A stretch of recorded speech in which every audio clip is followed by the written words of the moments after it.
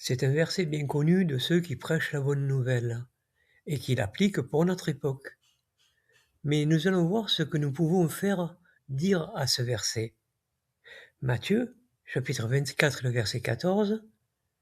Et cette bonne nouvelle du royaume sera prêchée sur toute la terre, en témoignage pour toutes les nations, et alors viendra la fin.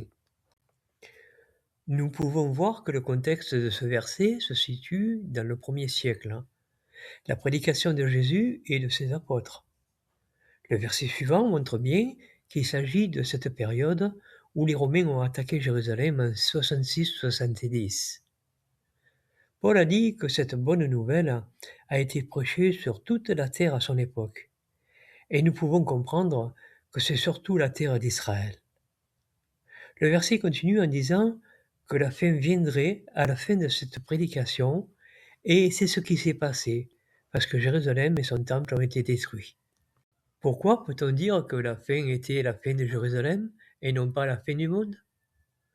Jésus parlait à ses disciples, il ne parlait pas à nous, car la prédication, le vrai culte, a disparu après la mort des apôtres, ce qui nous fait comprendre que le vrai culte a disparu.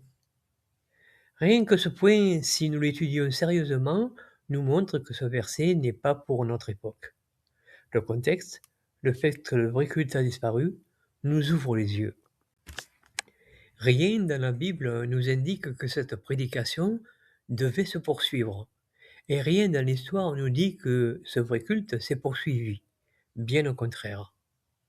Les religions qui ont voulu perdurer cette prédication sont toutes apostates. Aucune n'est un vrai culte. Elles ont toutes un enseignement qui n'est pas conforme à celui de la Bible. Nous pouvons seulement nous référer à ce que dit la Bible pour accéder à la vérité. La fin dont il est question dans ce verset ne précise pas que c'est pour notre époque, et nous pouvons comprendre que ce sont des hommes qui l'ont interprété de cette façon. Et nous ne sommes pas obligés de les croire puisqu'aucun n'est inspiré. Pour pouvoir croire que c'est pour notre époque, il faudrait des preuves, et nous n'en pouvons pas en trouver. Le livre de la Révélation, qui est pour notre époque, ne parle pas de la prédication. Ce verset est seulement clair pour le 1er siècle.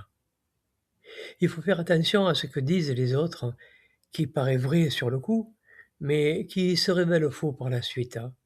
Dans ce cas, nous pouvons voir qu'un texte du 1er siècle peut être utilisé, sorti de son contexte, pour tromper. Si vous demandez les preuves que ce verset est bien pour notre époque, vous aurez des réponses qui tournent en rond, mais qui ne vous donneront jamais de preuves. Par contre, nous avons des preuves du contraire, puisque les religions sont toutes divisées, et n'ont pas la vérité. Chose facile à voir. Ce sont des faux cultes. La rhétorique est qu'il faut prêcher parce que c'est la fin, et comme c'est la fin, il faut prêcher, si bien que beaucoup se laissent égarer.